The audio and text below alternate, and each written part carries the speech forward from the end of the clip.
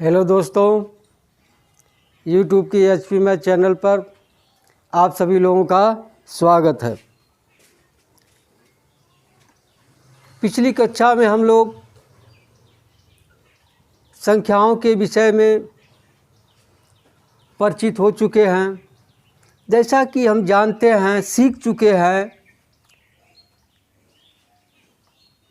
1, 2, 3, 4, 5, 6 आदि संख्याओं को हम प्राकृतिक संख्याएं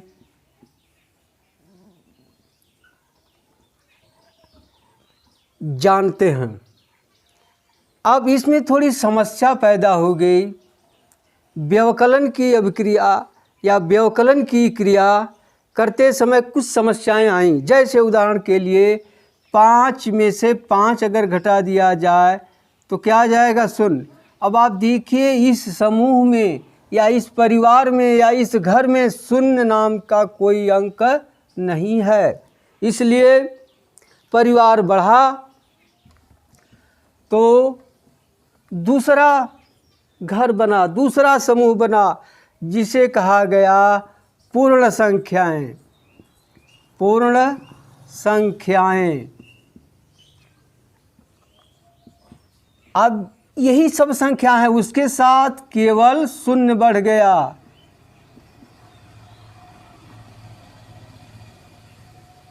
अब देखिए, प्राकृतिक संख्या में सबसे छोटी संख्या 1 होती है और सबसे बड़ी संख्या अज्ञात है। और पूर्ण संख्याओं में सबसे छोटी संख्या 0 होती है और सबसे बड़ी संख्या अज्ञात है। और समस्याएं बढ़ी। अब 5 में से तो 5 घटाए 0 आ गया। अब 5 में से 6 घटा दिया गया तो यहाँ आ गया ऋण 1। इसी तरह से 5 में से 7 घटा दिया गया तो क्या आ गया? ऋण 2। अब समस्या उठी, इसमें ऋण 1 ऋण 2 तो है या नहीं है। तब फिर एक नया परिवार बना, नया समूह बना, नया संग्रह बना, जिसका नाम पूर्णांक रखा गया। जिसका नाम क्या रखा गया? पूर्णांक, जिसे I से प्रदर्शित करते हैं। इसमें वही चीज़ है, ऋण 3, ऋण 2, ऋण 1, 0, 1, 2, 3, इस तरह से यह पूर्णांक रखा गया। अब फिर समस्या पैदा हुई। जैसे कोई आदमी व्यापार किया, मान लीजिए 5,000 रुपया एक आदमी लगाया, दूसरा आदमी भी लगाया 5,000 रुपये। ठीक है। अब दोनों मिल करके एक धंधा किए, जिसमें उन्हें 2,000 रुपये का घाटा आ गया। 2,000 रुपये का घाटा आ गया, यानी 10,000 लगाए, वह वस्तु 8,000 में ही बिकी, तो 2,000 रुपये घाटा आ गया। तो आपको बताया गया होगा, आप जानते हैं, घाटा को किससे प्रदर्शित किया जाता है? ऋण से। तो यह हो जाएगा 2,000 रुपये। अब 2 लोग लगे हैं इसमें, अगर लाभ होता तो बराबर लेते, लेकिन घाटा हुआ तो भी बराबर लेना होगा। तो प्रत्येक का घाटा कितना हो गया? 2,000 बटे 2 रुपये। अब देखिए, यह ऋण लगा है। अगर यह न होता तब तो इसे आप भिन्न कहते, लेकिन यह ऋण लगा है, भिन्न भी नहीं है। इसी तरह से अगर कोई दूरी 600 मीटर है, अगर इसको किलोमीटर में बदलना हो तो हो जाएगा 600 बटे 1,000 किलोमीटर। ये दोनों शून्य कट गया, 2 3 6, 2 5 10, यानी आ गया 3 बटे 5 किलोमीटर। यह भिन्न है, हम जानते हैं। लेकिन अगर कहा जाए 3 बटे 5 किलोमीटर नीचे या 3 बटे 5 किलोमीटर बाएं, तब यहाँ क्या लग जाएगा? ऋण 3 बटे 5 किलोमीटर। अब समस्या हुई, ये संख्याएं इनमें नहीं हैं, न इनमें हैं न इनमें हैं, ये भी संख्याएं इनमें नहीं हैं। ठीक है। और उदाहरण थोड़ा सा ले रहे हैं। जैसे देखिए कोई पूर्णांक a है और कोई पूर्णांक b है, इसका भाग देख रहे हैं। मान लीजिए यहाँ हम ले रहे हैं 4/3, तो क्या हो जाएगा यहाँ 4/3। यह क्या है? भिन्न है। देख रहे हैं ना, 4/3 भिन्न है। दूसरा ले रहे हैं 10/2, यह 5, यह क्या है? पूर्णांक है। देखिए है ना 5, इसमें 5 होगा। दूसरा ले रहे हैं ऋण 8/2, क्या हो जाएगा? ऋण 4 होगा। अब ऋण 4 भी क्या है? पूर्णांक है। ऋण 4 क्या है? पूर्णांक है। इसी तरह से और लीजिए ऋण 8/3, अब ये हो गया ऋण 8/3/3। अब यह देखिए न तो पूर्णांक है न तो भिन्न है, न तो पूर्णांक है और न तो भिन्न है। और उदाहरण ले लें 0/4 या 0/4 कर दें इसको। 0/4 बराबर हो जाएगा 0/4, यानी होगा यह 0। यह क्या है? पूर्णांक है। और उदाहरण ले लें 5/0, इस तरह लिखे 5/0, यह क्या हो जाएगा? यह अपरिभाषित है। यह अपरिभाषित है। तो इस तरह हम देख रहे हैं ऋण 8/3, इसको किस समूह में रखा जाए, किस घर में रखा जाए? देखिए यह भाग दिया जा रहा है दो पूर्णांकों में। दो पूर्णांकों में क्या किया जा रहा है? भाग दिया जा रहा है। एक आध उदाहरण और ले लीजिए ऋण 20/3, तो यहाँ हो जाएगा ऋण 20/3। देखिए यह क्या है? न तो पूर्णांक है न तो भिन्न है, लेकिन इसको भिन्न में बदला जा सकता है। ऋण 1 से ऊपर नीचे गुणा कर देंगे तो यह धन हो जाएगा, या भी धन हो जाएगा, या क्या हो जाएगा? भिन्न हो सकता है। तब इस तरह की संख्याओं को लिखने के लिए देख रहे हैं हम, यह क्या भाग दिया जा रहा है एक पूर्णांक से दूसरे पूर्णांक में, यानी रेशियो निकाला जा रहा है, अनुपात निकाला जा रहा है। इसी रेशियो के आधार पर ऐसी संख्याओं को परिमेय संख्या कहा गया, रेशनल नंबर। ऐसी संख्याओं को रेशनल नंबर या परिमेय संख्याएं कहा गया। अब इसको आप परिभाषा के रूप में कैसे करेंगे? देखिए ये दोनों पूर्णांक है, लेकिन देखिए यह शून्य नहीं है, और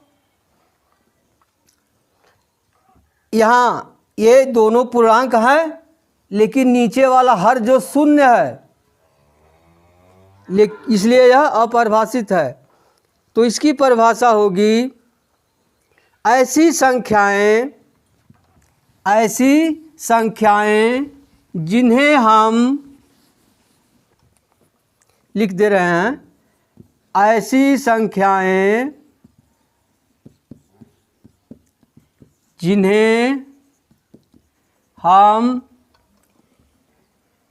P/Q, यानी इसको लिख दे रहे हैं भिन्न, या भिन्न न लिखिए, केवल P/Q लिखिए। P/Q के रूप में लिख सकें।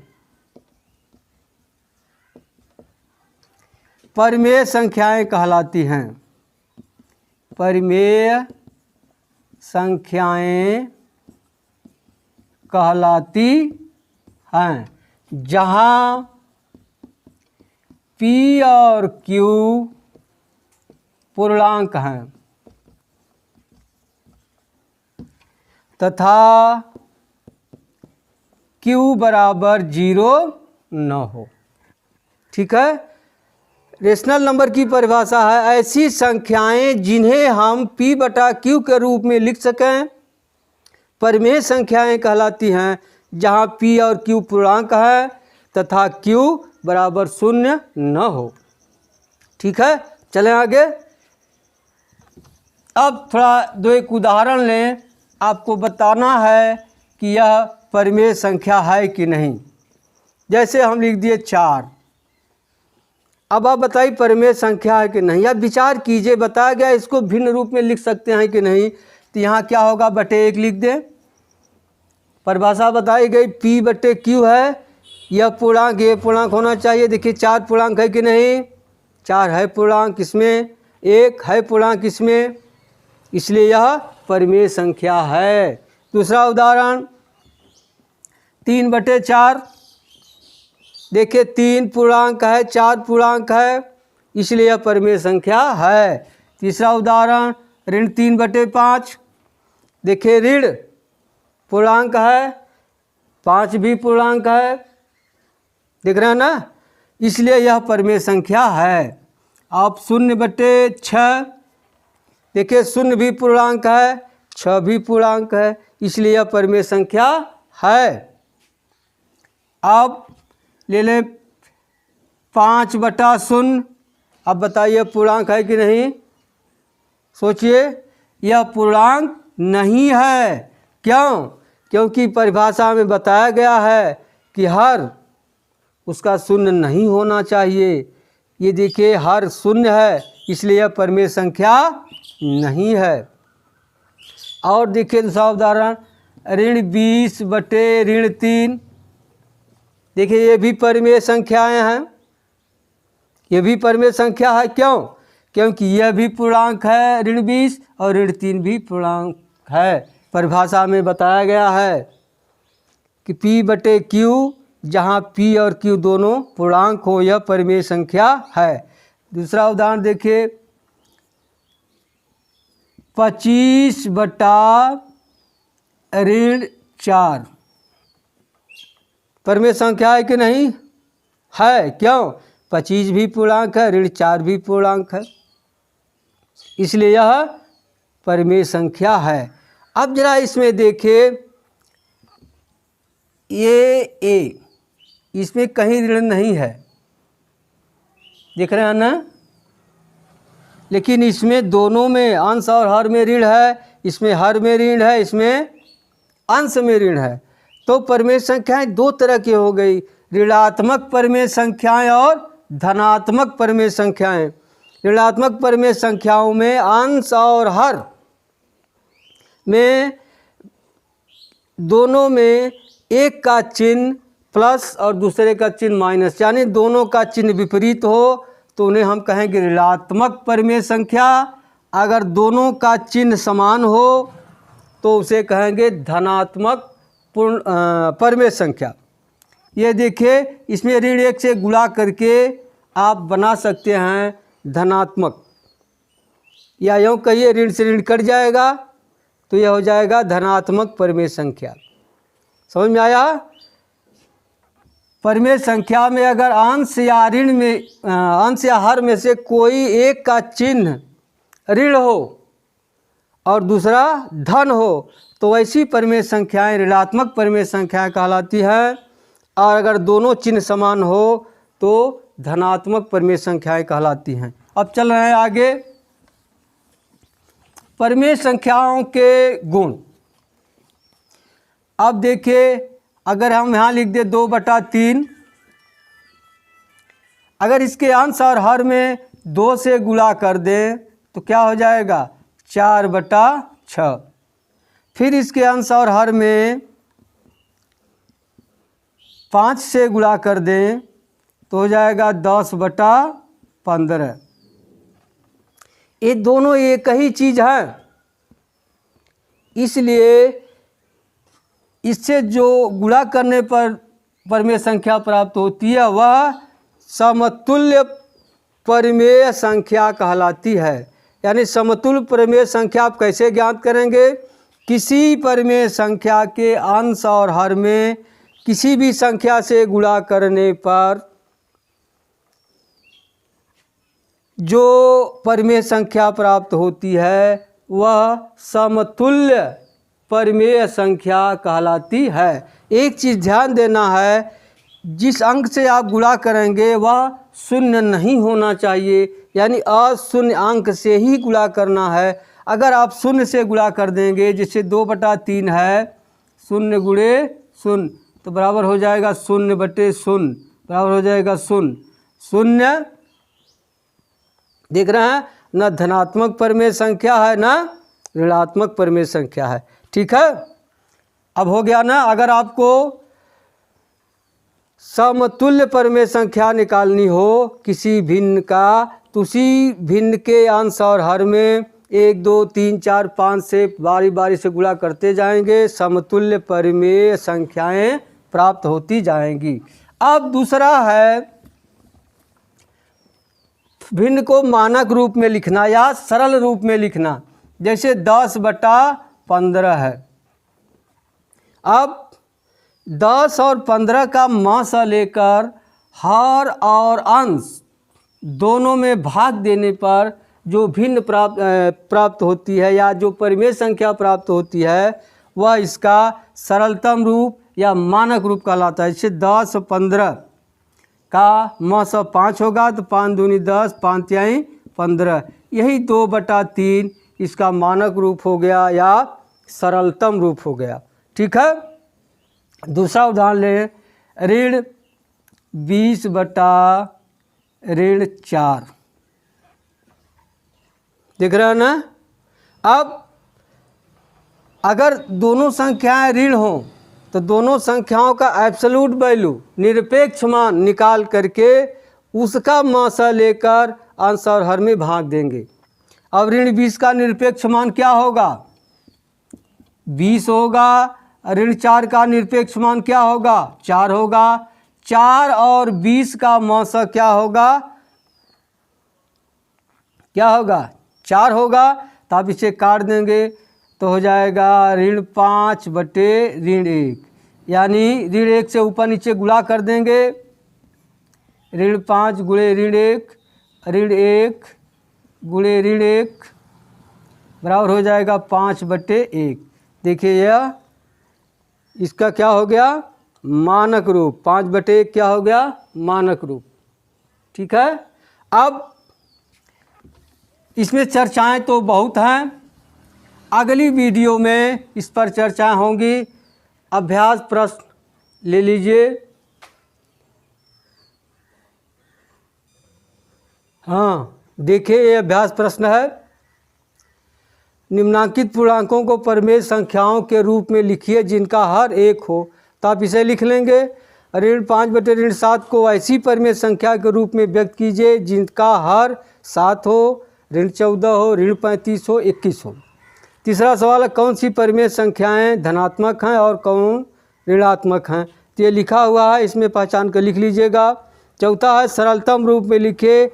ये सब संख्याओं को आपको सरलतम रूप में लिखना है। पांचवा प्रश्न है, प्रत्येक के 3 समतुल्य परिमेय संख्याएं लिखिए। आपको लिखा गया है 3 सवाल, इनके समतुल्य 3-3 परिमेय संख्याएं आपको लिखनी है।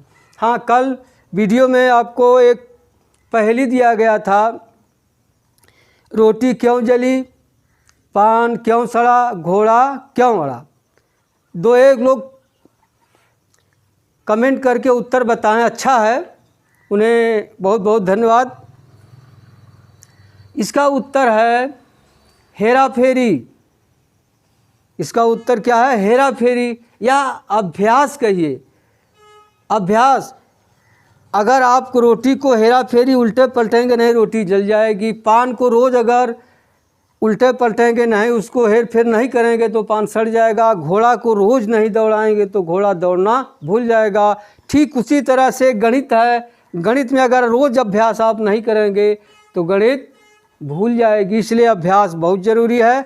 आपको हर वीडियो में हम अभ्यास दे रहे हैं, उसको करते रहिए। यदि आपको अच्छा लग रहा है तो चैनल को सब्सक्राइब कीजिए, लाइक कीजिए और आप पढ़िए और इससे लाभ लीजिए। मिलते हैं अगली वीडियो में, तब तक के लिए धन्यवाद।